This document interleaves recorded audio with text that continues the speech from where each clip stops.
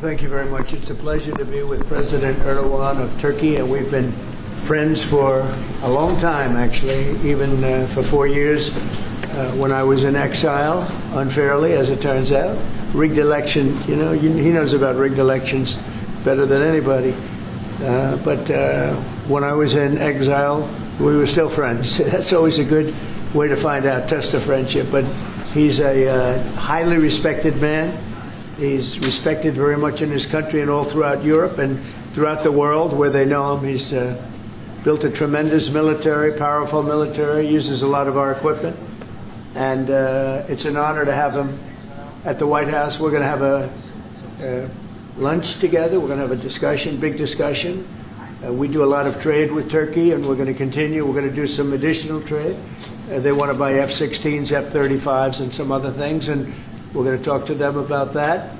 And we're just going to have, I think, a very interesting couple of hours. We're going to get a lot done. But I have great respect for this man, and we've had a very good relationship for a long time. If you remember, he led Pastor Brunson. He freed Pastor Brunson. Pastor Brunson was put in jail for 35 years before I got there.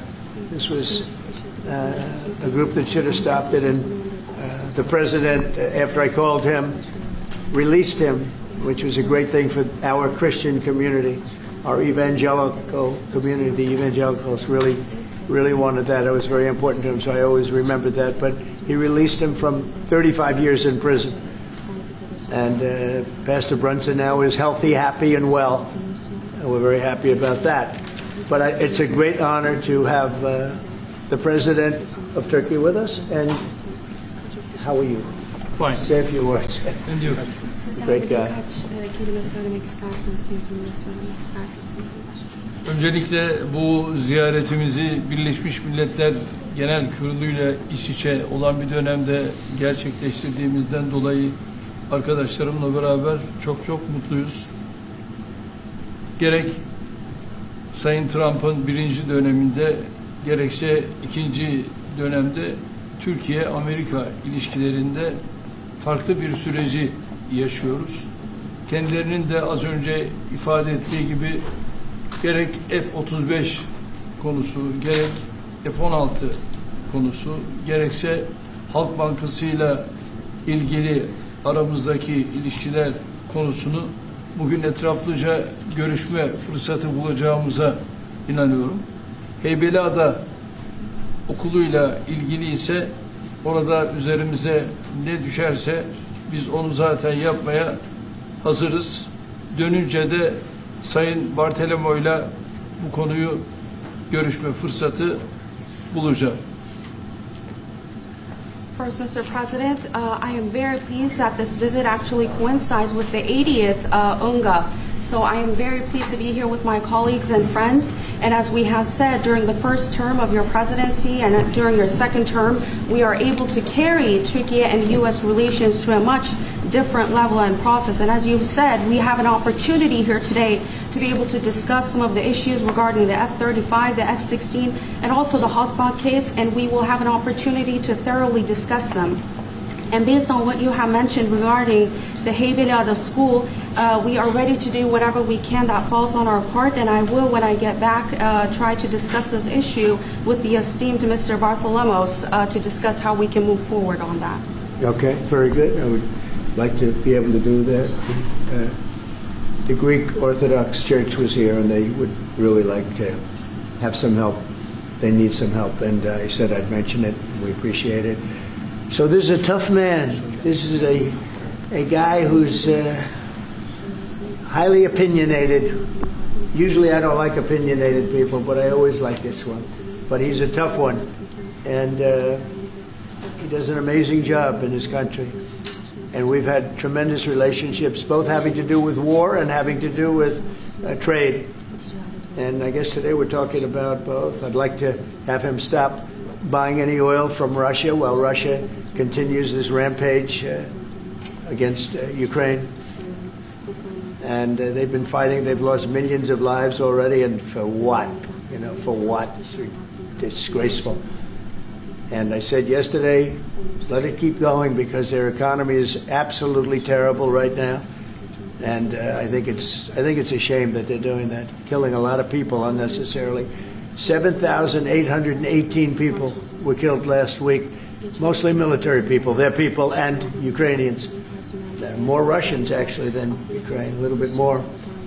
But it's such a waste of human life, and so he ought to stop. Putin ought to stop. And with that, we'll get to a little bit of a discussion. We're going to make some great trade deals for both countries. We do a lot of business with Turkey. They build great products. They build beautiful, great products, really fantastic manufacturers. And we buy a lot from them, and they buy a lot from us. Would you have any questions, please? Thank you very much. You repeatedly called out Obama and Biden administrations for their stupid decisions. One example you gave was a refusal to sell the Patriot missile defense systems to Turkey, which resulted in the expulsion of the country from the F-35 program. Now, you are known to be a great deal maker in Turkey. What can you do to undo the stupidity? Yes, CNN. CNN? Well, because you sounded like a nice guy, but CNN is fake news. I mean, but you sound like the real deal to me, so I'll answer the question. We're going to be discussing the Patriot system, which is the best system. We'll discuss that. We're going to discuss the F-35. We'll be discussing all of the things that you know about and that some of that you mentioned.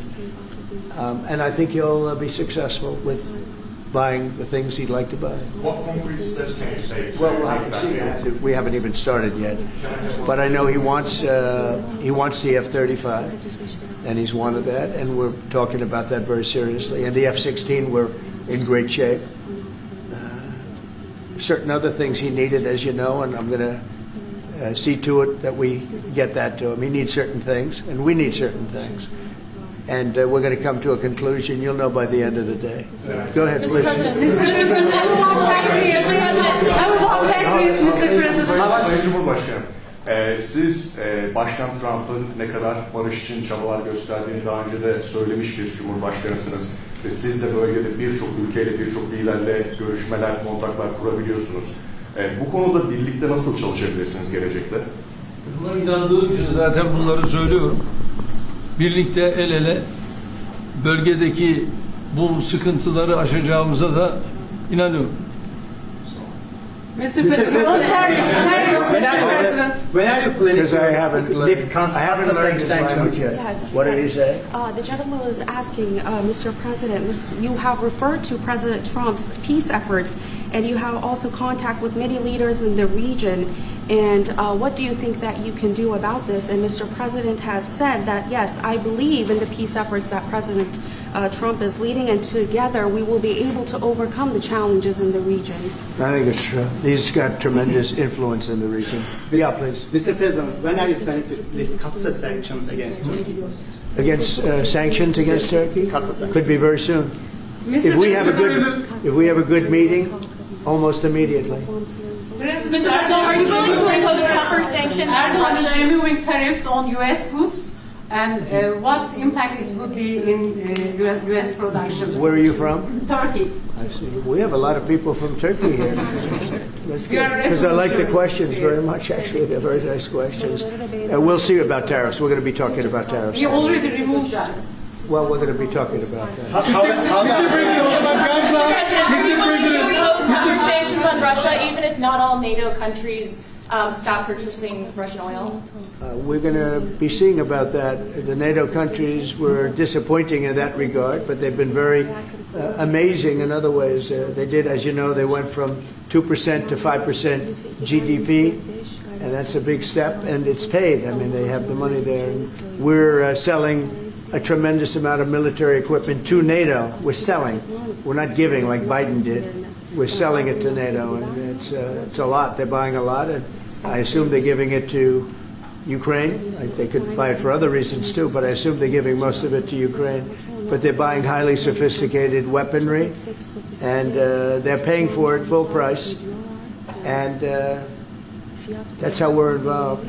Biden gave $350 billion. Look, this war would have never started if I were president. If I were president, this war would never be happened. Would have never happened. Yeah. Mr. President, I'd like to talk about Gaza. Are you on the same page, Mr. Erdogan, for Palestine, Israel? Well, I don't know his stance. I can't tell you about that. I just say that We want to get Gaza over with. I had a great meeting with the leaders of that area, of that region, generally speaking, the Middle East.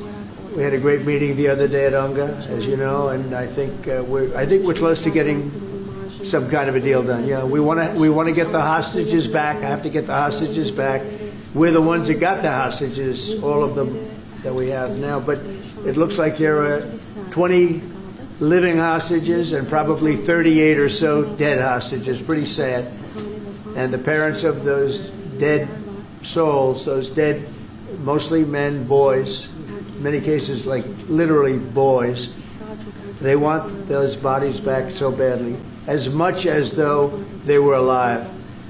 And so we had a very good meeting with the representatives of the most powerful countries in the Middle East, and I think we're going to be close to a deal.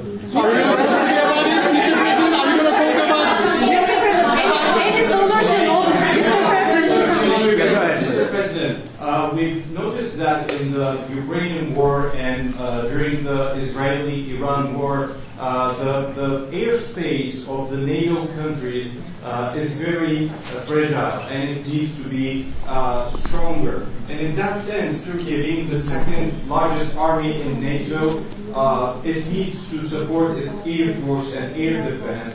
How do you look at this issue in general as a NATO? Because it's the eastern flank of it. We're in NATO, and you know, they're paying now 5% of GDP. Nobody thought that was possible, and they agreed to that 6 months ago when I was there. And the relationship is very good. The NATO countries, with us, is the strongest it's ever been. We used to complain that they're paying 2%, but they're not paying. The United States was paying almost everything. And now they're paying 5%, and they paid. And that's trillions of dollars. You know, we're talking about trillions of dollars. And they're spending that, giving that money to us, and we are giving them great defensive, you know, the Patriots and all of the different javelins, all the different missile systems and everything else that they want. But it's, you know, it's trillions of dollars. So we appreciate that they did that. So they went from 2% to 5% of GDP, and that was something that nobody even would bring up. Biden should have brought it up a long time ago, because under Biden, we paid $350 billion, and all it did is make things worse. So we'll see how it goes. Go ahead, just finish. Yeah, go ahead. 35s to Turkey. Fighter jets, F-35s. We're talking about the fighter jets for Turkey. Yes, we are.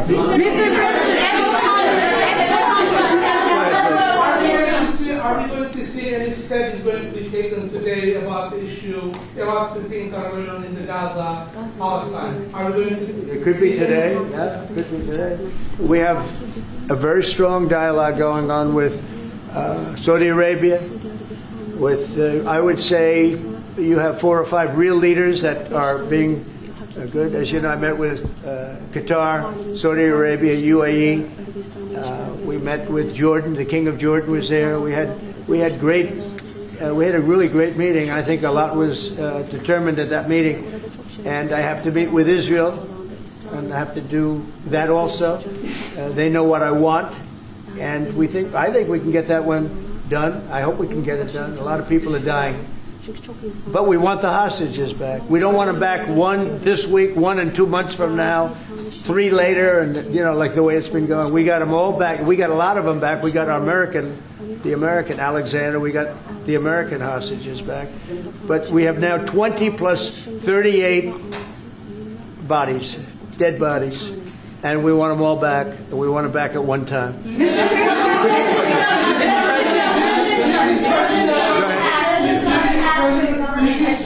President Erdogan will help to release the hostages? Do I think what? Do you think President Erdogan will help to release the hostages? I don't know if he'll help in that. I don't really think we have. I don't think it'll be necessary in this case. I think we're going to be in a pretty good position. There are a lot of people that want that done. I met with great leaders. Look, you saw the people that were there, and great leaders. Egypt was also represented. We met with the leaders of that part of the world, and they want to see if they can get something done. And I'm going to have to tell Israel, let's go. We want to get the hostages back. Everybody wants to see that war over with, by the way. Everybody. So we're going to see what happens.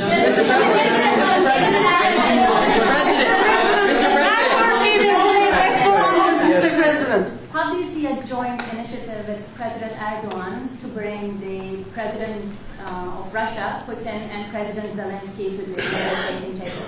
Well, I can tell you that President Erdogan is very respected by both of them.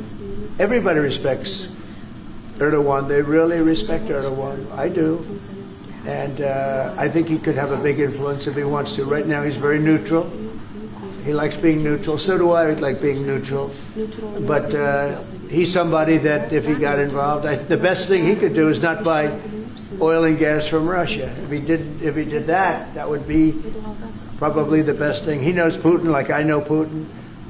I thought Putin, I settled, as you know, 7 wars, and it's probably more than that if you really want to know the real facts, but 7 wars, and I thought this would be among the easier ones to settle. But I'm very disappointed in Putin. And he's been fighting hard, he's been fighting long, and they lost millions, they lost like 1 million soldiers. And you know, with all of the heavy bombardment over the last 2 weeks, they've gained almost no land. Think of that. They've gained almost no land. And I'm not going to ever call anybody a paper tiger, but Russia spent millions and millions of dollars in bombs, missiles, ammunition, and lives, their lives. And they've gained virtually no land. I think it's time to stop. I really do.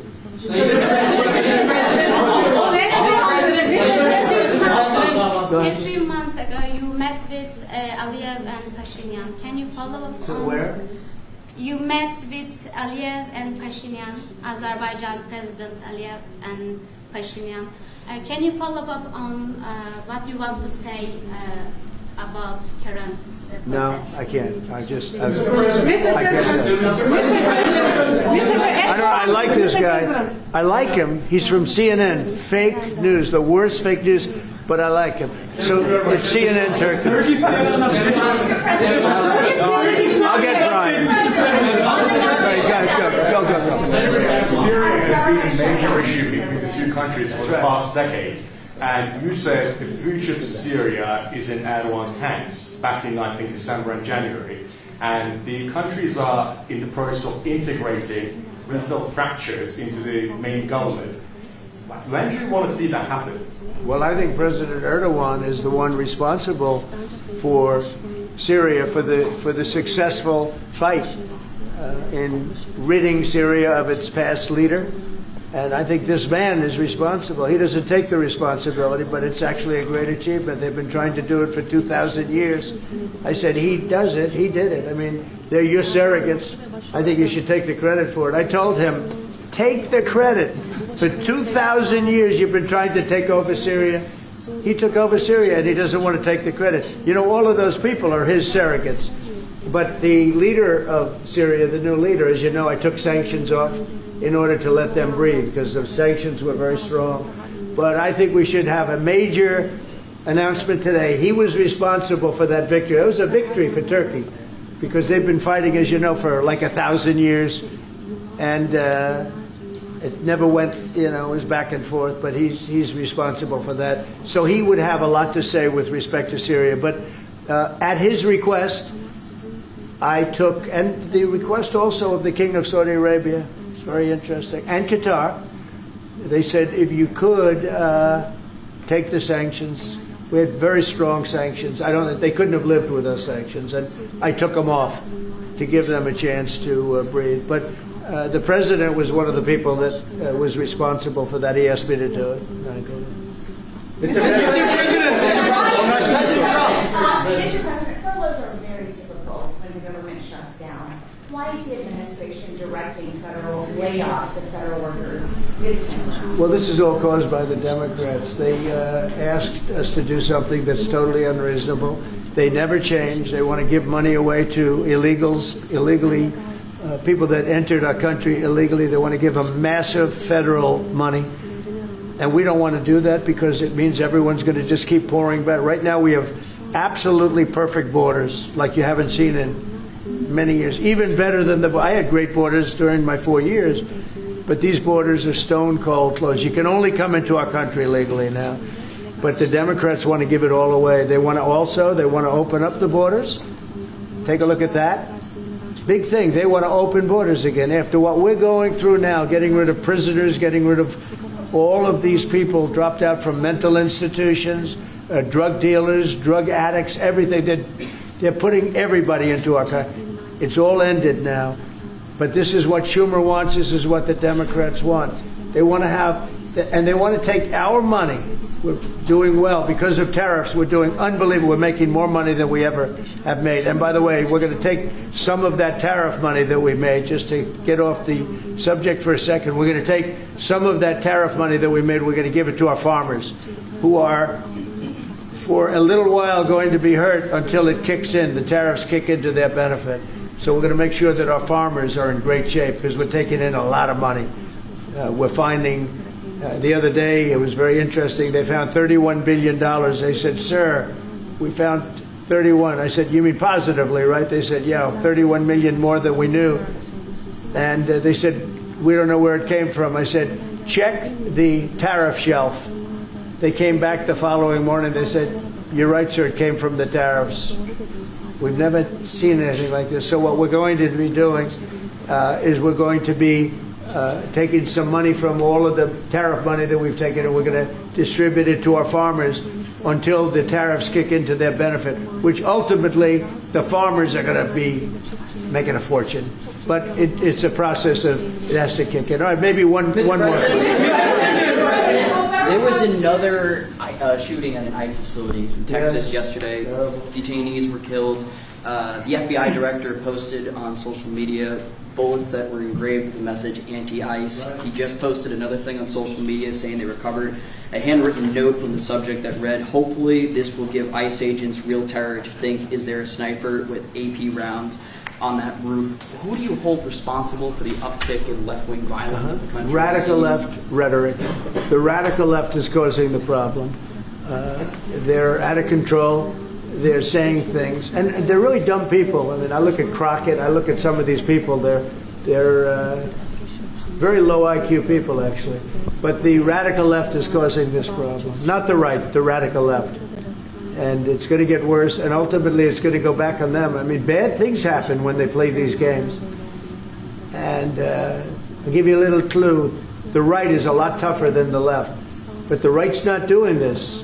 They're not doing it, and they better not get them energized, because it won't be good for the left. And I don't want to see that happen either. I'm the president of all the people. But the radical left is causing this. The radical left Democrats are causing this problem. And it gets worse. It gets worse, and it'll be a point where other people won't take it anymore, and that will not be good for the radical left, and we don't want that. Okay, thank you. Mr. President, it seems like an indictment on James Comey is imminent. Would this be the first step in accountability for pushing the hoax of Russia, along with Barack Obama involved as well? Well, I can't tell you what's going to happen because I don't know. You have very professional people headed up by the Attorney General, Todd Blanche, and Lindsay Halligan, who's a very smart, good lawyer, very good lawyer. They're going to make a determination. I'm not making that determination. I think I'd be allowed to get involved if I want, but I don't really choose to do so. I can only say that Comey's a bad person. He's a sick person. I think he's a sick guy, actually. He did terrible things at the FBI.